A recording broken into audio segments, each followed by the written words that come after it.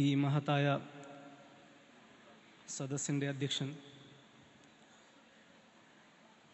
നമ്മുടെ പ്രിയപ്പെട്ട പ്രിൻസിപ്പൽ രഞ്ജിത്ത് മാഷ്, ഈ ഒരു സെഷൻ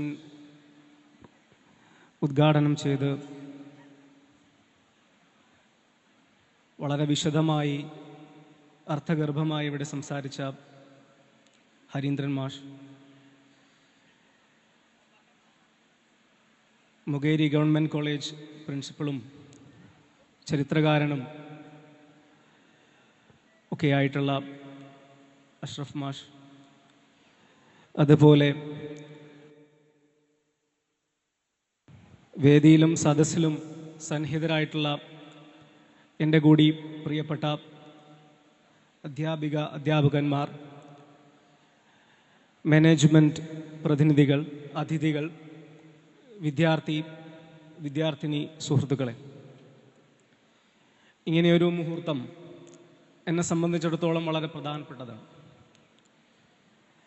ഈ മയ്യഴി പുഴയുടെ തീരങ്ങൾ നമ്മുടെ പ്രധാനപ്പെട്ട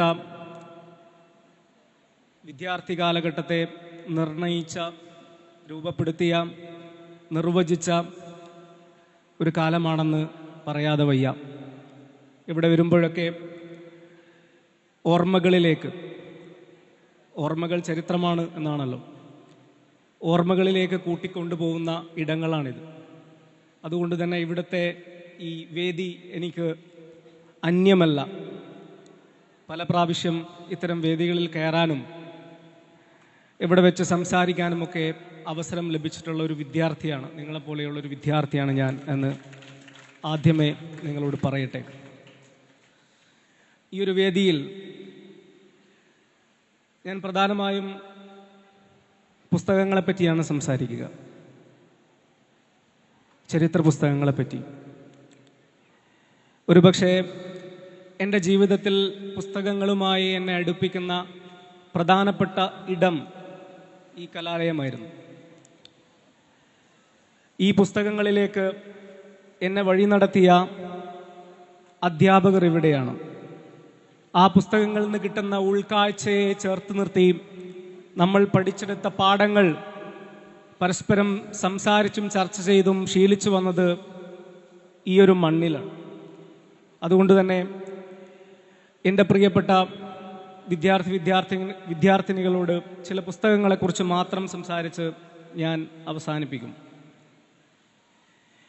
ഇവിടെ നിൽക്കുമ്പോൾ ഒരു പൂർവ്വ വിദ്യാർത്ഥി എന്ന നിലയിലും പൂർവ്വ വിദ്യാർത്ഥി സംഘടനയുടെ ജനറൽ സെക്രട്ടറി എന്ന നിലയിൽ കൂടിയാണ്, മിമോസയുടെ ജനറൽ സെക്രട്ടറി എന്ന നിലയിൽ കൂടിയാണ് ഞാനിവിടെ സംസാരിക്കുന്നത്.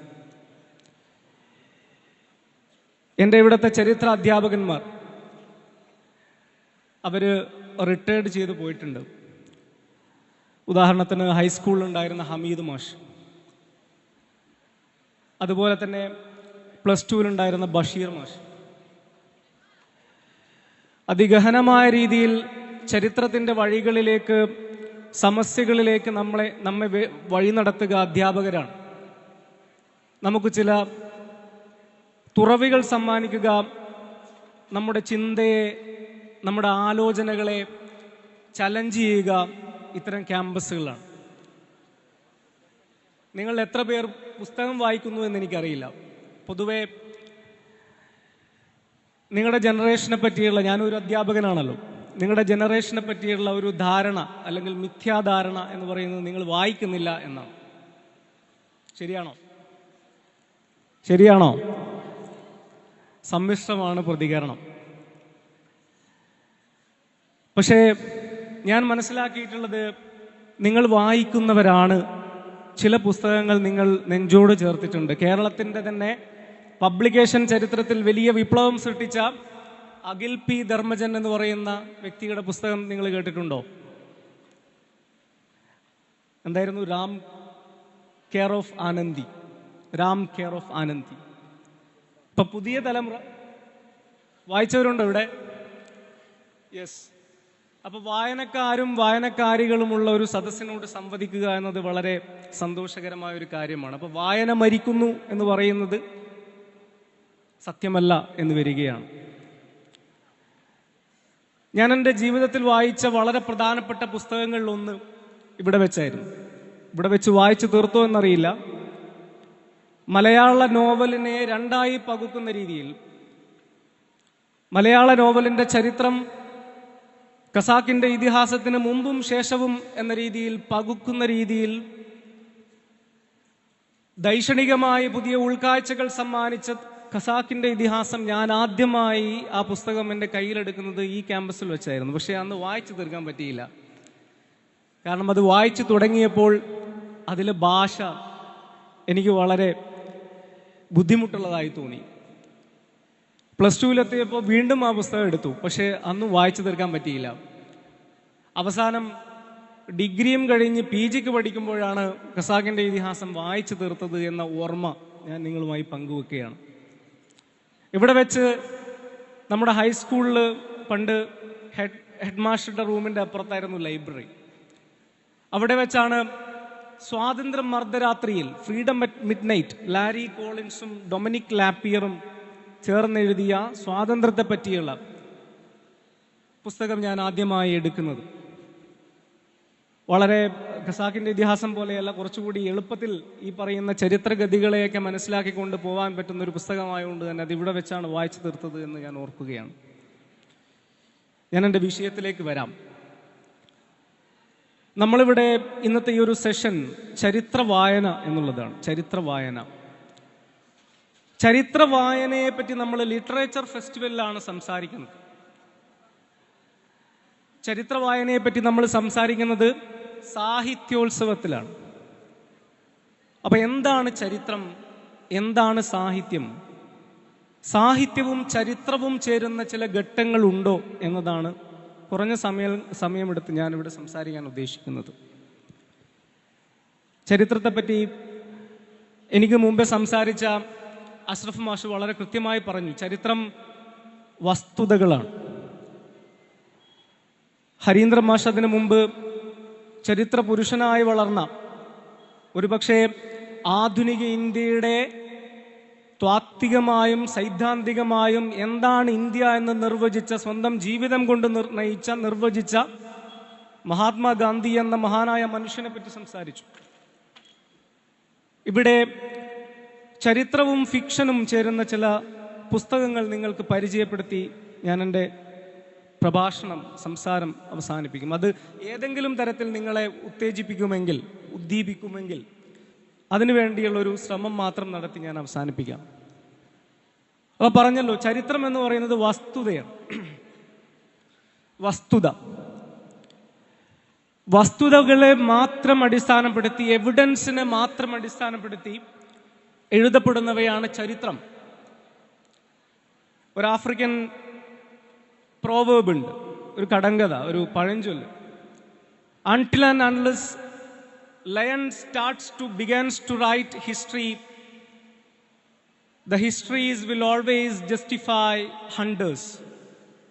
സിംഹം അതിൻ്റെ ചരിത്രം എഴുതാൻ, അതിൻ്റെ കഥ എഴുതാൻ തുടങ്ങുന്ന ഘട്ടം വരെ എഴുതപ്പെട്ട ചരിത്രങ്ങളൊക്കെ,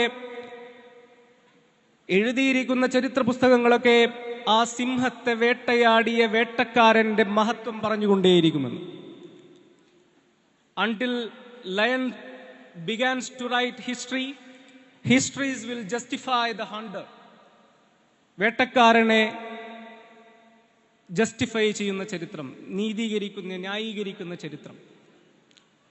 എന്താണ് ഫിക്ഷൻ? ഞാൻ അതിലേക്ക് വരാം. ഫിക്ഷൻ ഭാവനയാണ്, നമ്മുടെ സങ്കല്പമാണ്, നമ്മുടെ ആലോചനകളാണ്, നമ്മുടെ ഓർമ്മകളാണ്. നിങ്ങൾക്ക് ഓരോരുത്തർക്കും നിങ്ങളുടെ നല്ല ഇടങ്ങളെപ്പറ്റി ഒരു ഫിക്ഷൻ നിങ്ങളുടെ മനസ്സിലുണ്ടാവും. ഉദാഹരണത്തിന് ഈ പേരോഡ് MIMHSSന്റെ ചരിത്രം വസ്തുതകളെ അടിസ്ഥാനപ്പെടുത്തിയിട്ടുള്ളതാണെങ്കിൽ എനിക്ക് എൻ്റെ പ്രധാനപ്പെട്ട വിദ്യാർത്ഥി കാലഘട്ടം സമ്മാനിച്ച ഈ ക്യാമ്പസിനെ പറ്റിയുള്ള ഓർമ്മകൾ എൻ്റെ ഫിക്ഷനാണ്. അതിൽ വസ്തുതകൾ ഉണ്ടാവാം, ഇല്ലാതിരിക്കാം, എൻ്റെ ഓർമ്മകളാണ്. പലപ്പോഴും പല മഹാന്മാരായിട്ടുള്ള വ്യക്തികൾ, എഴുത്തുകാർ ചരിത്രത്തെ ഫിക്ഷനലൈസ് ചെയ്തിട്ടുണ്ട്. ചരിത്രത്തെ ഫിക്ഷനാക്കുക, നിങ്ങൾക്ക് പറ്റുമെങ്കിൽ ഞാൻ പറയുന്ന കുറച്ച് പുസ്തകങ്ങൾ നിങ്ങളുടെ മനസ്സിലോ പുസ്തകത്തിലോ മറ്റോ കുറിച്ചു വെക്കണമെന്ന് ഞാൻ അഭ്യർത്ഥിക്കുകയാണ്. നിങ്ങൾക്കത് ഇപ്പോൾ അത് ഗൗരവമുള്ളതായി തോന്നിയില്ലെങ്കിലും വരും നാളുകളിൽ നിങ്ങളുടെ ജീവിതത്തിൽ അത് ചിലപ്പോൾ ഉപകാരപ്പെട്ടേക്കും എന്ന് ഞാൻ പറയുകയാണ്. ആനന്ദ് എന്ന് പറയുന്ന എഴുത്തുകാരനെ ആർക്കെങ്കിലും പരിചയമുണ്ടോ? ആനന്ദ് ഒരു ബുദ്ധിജീവിയായ എഴുത്തുകാരനാണ്. മലയാളത്തിൽ എഴുതുന്ന ബുദ്ധിജീവിയായിട്ടുള്ള എഴുത്തുകാരനാണ് ആനന്ദിന്റെ ഒരു വളരെ ചെറിയൊരു കൃതിയുണ്ട്, നിങ്ങളുടെ ലൈബ്രറിയിൽ ഉണ്ടോ എന്നറിയില്ല. വ്യാസനും വിഘ്നേശ്വരനും എന്നാണ് ആ പുസ്തകത്തിന്റെ പേര്. ആനന്ദിന്റെ കുറേ പുസ്തകങ്ങളുണ്ട്. അഭയാർത്ഥികൾ, മരുഭൂമികൾ ഉണ്ടാകുന്നത്, ഇങ്ങനെ പല പുസ്തകങ്ങളുണ്ട്. അതിൽ അത്രത്തോളം ശ്രദ്ധിക്കപ്പെടാതെ പോയിട്ടുള്ളൊരു പുസ്തകമാണ് വ്യാസനും വിഘ്നേശ്വരനും. ഈ വ്യാസനും വിഘ്നേശ്വരനും എന്ന് പറയുന്ന അദ്ദേഹത്തിന്റെ ഗ്രന്ഥത്തിൽ അദ്ദേഹം ചരിത്രത്തെ ഉപയോഗിച്ചുകൊണ്ട് തന്നെ ചരിത്രത്തിനുള്ളിലേക്ക് ചില ചോദ്യങ്ങൾ എറിയുന്ന വളരെ പ്രധാനപ്പെട്ട ഒരു പുസ്തകമാണ്. ചെറിയ പുസ്തകമാണ്. ഞാൻ പറയട്ടെ, നിങ്ങളുടെ തലച്ചോറുകളെ ഇളക്കി മറിക്കാൻ പോകുന്ന പല ഘടകങ്ങളും ആ പുസ്തകത്തിൽ ഉൾച്ചേർന്നതായിട്ട് നിങ്ങളത് വായിച്ചാൽ നിങ്ങൾക്ക് മനസ്സിലാവും. അതിലൊരു സന്ദർഭം നിങ്ങളുടെ ശ്രദ്ധയിലേക്ക് കൊണ്ടുവരികയാണ്. ഏകലവ്യനെ അറിയാമോ? ഏകലവ്യൻ ആരാണ്?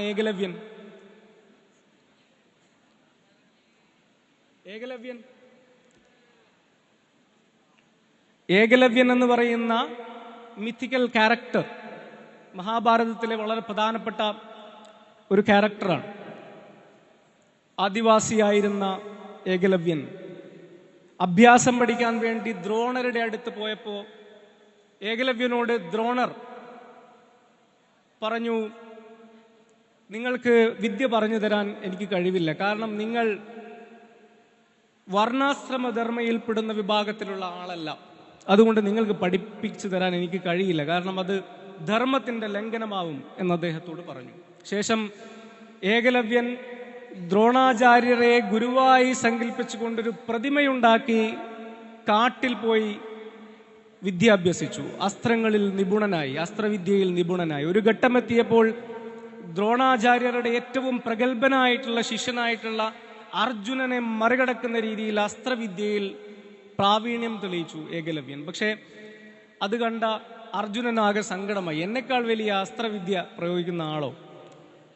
അപ്പോൾ അർജുനൻ പോയിട്ട് ദ്രോണറോട് സങ്കടം പറഞ്ഞു. അപ്പൊ ദ്രോണർ എന്ത് ചെയ്തു? ദ്രോണർ ഗുരുദക്ഷിണയായിട്ട് ഏകലവ്യന്റെ പെരുവിരൽ, തള്ളവിരൽ ഗുരുദക്ഷിണയായി ചോദിച്ചു. ഏകലവ്യൻ രണ്ടാമതൊന്നും ആലോചിക്കാതെ, തനിക്ക് വിദ്യ നിഷേധിച്ച ഗുരുവാണെന്ന് ആലോചിക്കാതെ, താൻ സാങ്കല്പികമായി കണ്ടതാണെങ്കിലും എൻ്റെ ഗുരുവാണെന്നുള്ള ഭയഭക്തി ആദരവുകൾ നിറഞ്ഞുകൊണ്ട് തൻ്റെ പെരുവിരൽ മുറിച്ചു കൊടുത്ത് ഏകലവ്യൻ. പെരുവിരൽ മുറിച്ചു കൊടുക്കുന്നതോടെ അസ്ത്രവിദ്യയിൽ ഇദ്ദേഹത്തിന്റെ ശേഷി നഷ്ടപ്പെട്ടു. കാരണം അമ്പെയ്യണമെങ്കിൽ വളരെ പ്രധാനപ്പെട്ട ഒരു ടൂളാണ് നമ്മുടെ പെരുവിരൽ, തള്ളവിരൽ. വ്യാസനും വിഘ്നേശ്വരനും എന്ന് പറയുന്ന ഈ ഗ്രന്ഥത്തിൽ, ഈ പുസ്തകത്തിൽ ആനന്ദ് ഏകലവ്യനെ മഹാഭാരത യുദ്ധക്കളത്തിലേക്ക് കൊണ്ടുവരികയാണ്.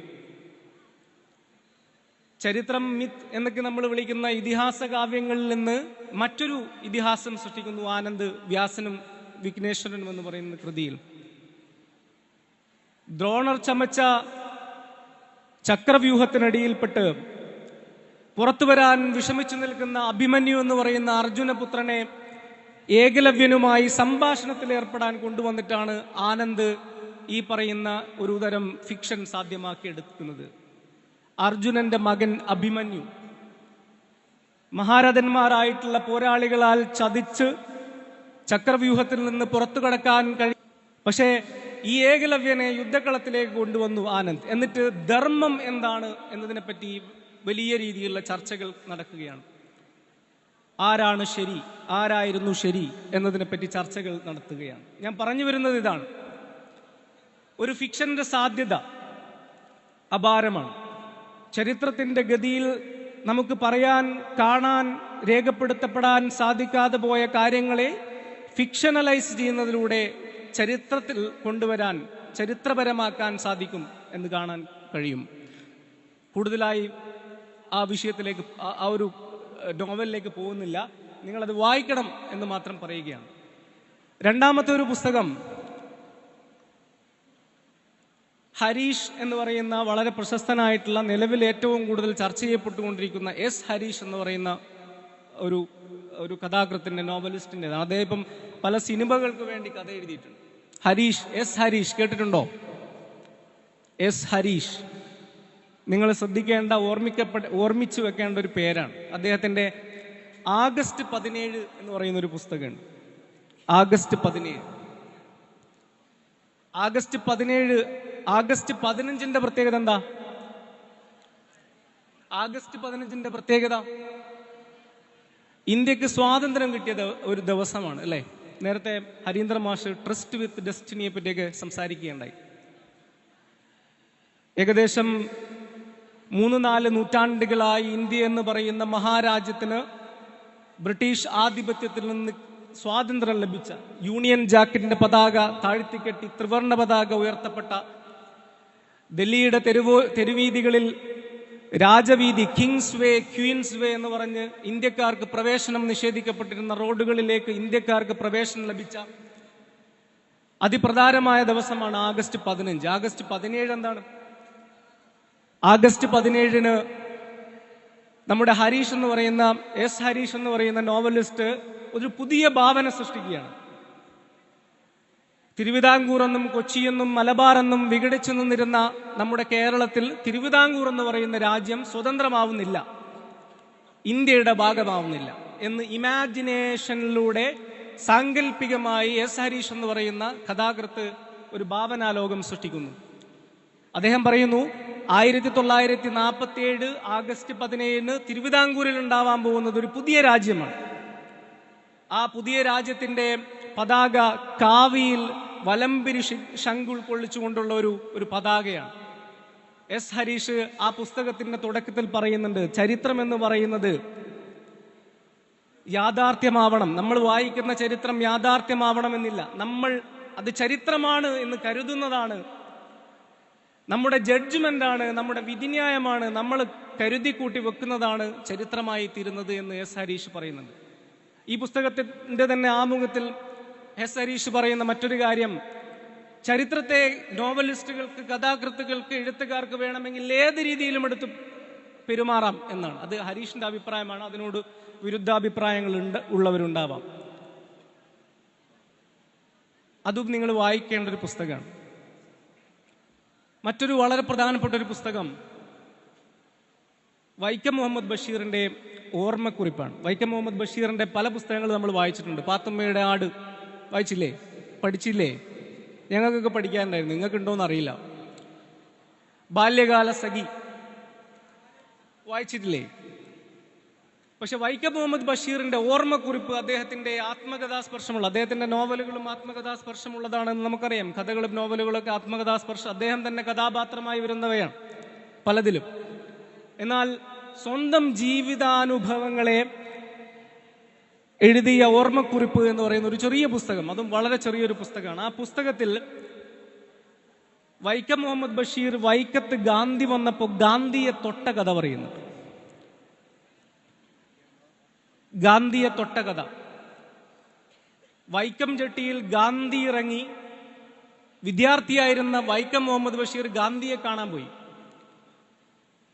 ഗാന്ധിയെ കാണാൻ പോകുന്നു എന്നറിഞ്ഞതിന് അധ്യാപകന്റെ കയ്യിൽ നിന്ന് ചൂരലടിയേറ്റു വാങ്ങിയിട്ടുണ്ട് വൈക്കം മുഹമ്മദ് ബഷീർ.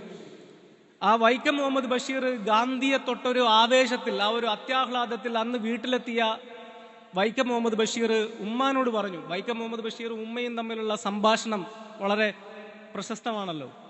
മാതാവേ, അല്പം ദാഹജലം തന്നാലു എന്ന് പറഞ്ഞതിന് അടിവാങ്ങിയ ആളാണ് വൈക്കം മുഹമ്മദ് ബഷീർ. അപ്പോൾ വൈക്കം മുഹമ്മദ് ബഷീർ ആവേശത്തോടെ, ആഹ്ലാദത്തോടെ ഉമ്മയോട് പറഞ്ഞു, ഉമ്മ, ഞാനിന്ന് ഗാന്ധിയെ തൊട്ടു. അൻവർ അലി എന്ന് പറയുന്ന ഒരു യുവകവിയല്ല, ഒരുപാട് പാട്ടുകളൊക്കെ എഴുതിയിട്ടുള്ള ആളാണ്. അൻവർ അലിയുടെ ഒരു കവിതയുണ്ട്, അത് ഞാൻ കറക്റ്റ് ഓർക്കുന്നില്ല. തൊട്ടു ഞാനുമ്മ, ഗാന്ധിയെ തൊട്ടു ഞാനുമ്മ. അത് ഗാന്ധി. അപ്പോ ഉമ്മ ഗാന്ധി എന്ന് പ്രൊനൗൺസ് ചെയ്യാൻ പറ്റില്ല. നമ്മളിപ്പോ മഴ എന്നതിനെ മയ എന്ന് പറയുന്ന ആളുകളാണ്. അപ്പൊ ഉമ്മ ഗാന്ധിയെ പറയുന്നത് കാന്തി എന്നാണ്. കാന്തിക്ക് വേറെ അർത്ഥമുണ്ട്. സത്യത്തിൽ കാന്തി എന്ന് പറയുന്നത് ഒരു പ്രകാശമായിട്ടൊക്കെ ഭംഗിയായിട്ടൊക്കെ കാണാം. അപ്പൊ ഉമ്മ ഗാന്ധിയെ പറ്റി, അതെന്താണ് മോനെ കാന്തി എന്നാണ് ഉമ്മ ബഷീറിനോട് ചോദിക്കുന്നത്. ഉമ്മ ആകെ പേടിച്ചു പോയി. ഇതെന്തിനാണ് ഈ തൊട്ട് വന്നിരിക്കുന്നത്? ഗാന്ധിയെ തൊട്ടു ഞാൻ എന്നാണ് ഉമ്മാനോട് പറഞ്ഞത്. ഉമ്മ ആകെ വായ പൊളിച്ചു നോക്കി നിന്നു എന്നാണ് ബഷീർ എഴുതിയത്. ആ ബഷീറിന്റെ ആ സംഭാഷണത്തിൽ തന്നെ മൂന്നാമത് വരുന്നൊരു സംഭാഷണ ശകലം ഇതാണ്. പലതും ഉണ്ട്. ബഷീർ കുട്ടിയായിരുന്ന ബഷീർ ഉമ്മാനോട് പറഞ്ഞത്രേ, ഞാൻ മരിച്ചാൽ എന്നെ ഖദറിൽ പുതപ്പിച്ച് കിടത്തണം ഉമ്മ. അപ്പോ ഉമ്മ ചോദിച്ചോലോ, ഈ ചൊറി പിടിക്കുന്ന ഇതാണോ ഈ ഡ്രസ്സ്, ഈ വസ്ത്രം, വേറൊന്നും കിട്ടിയില്ലേ എന്ന് ഉമ്മാക്ക് ഇതിനെപ്പറ്റി വലിയ ധാരണയില്ല.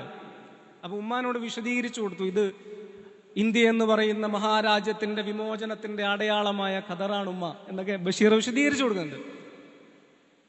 അവസാനം ഞാൻ പറയാൻ പോകുന്ന കാര്യം ഇതാണ്. ഉമ്മ ചോദിക്കുന്ന ഒരു ചോദ്യമുണ്ട്. ഗാന്ധി എന്ന് കൃത്യതയോടെ ഉച്ചരിക്കാൻ ശേഷിയില്ലാത്ത ലോകകാര്യങ്ങളെപ്പറ്റി, ഖദറിനെ പറ്റി അറിയാൻ സാധ്യതയില്ലാത്ത വൈക്കത്തെ ബഷീറിന്റെ ഉമ്മ വളരെ പ്രധാനപ്പെട്ട, നമ്മുടെ രാജ്യത്തെ സംബന്ധിച്ചിടത്തോളം വളരെ പ്രധാനപ്പെട്ട ഒരു ചോദ്യം മകനോട് ചോദിക്കുന്നു. അല്ല മോനെ, കാന്തി നമ്മുടെ പഷ്ണി മാറ്റുമോ? ഗാന്ധി നമ്മുടെ വിശപ്പ് മാറ്റുമോ എന്ന ചോദ്യം വൈക്കം മുഹമ്മദ് ബഷീർ എന്ന് പറയുന്ന ആ കുട്ടിയോട് ഗാന്ധിയെ കണ്ടുവന്ന ആവേശത്തിൽ അത്യാഹ്ലാദത്തോടെ അനുഭവം പങ്കുവെച്ച തൻ്റെ മകനോട് ഉമ്മ ചോദിക്കുന്ന ചോദ്യം സത്യത്തിൽ വളരെ തത്വചിന്താപരമാണ്. ഇന്ത്യ ഇന്നും നേരിടുന്ന വളരെ പ്രധാനപ്പെട്ട ഒരു രാഷ്ട്രീയ ചോദ്യം കൂടിയാണ്.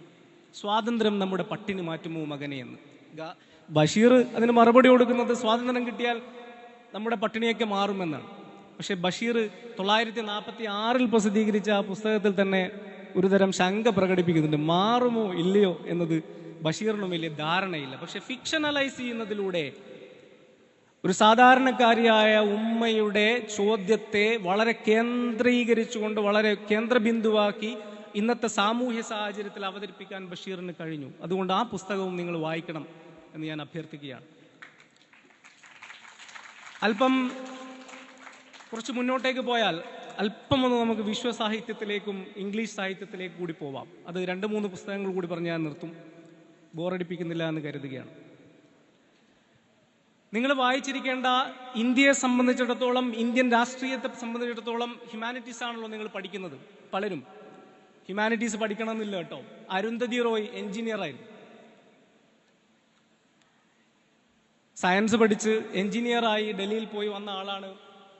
എന്താണ് ആ പുസ്തകത്തിൽ? Mother Mary comes to me. അമ്മയെ പറ്റി ഓർമ്മിച്ചുകൊണ്ട് അരുന്ധതി റോയ് കേട്ടില്ലേ?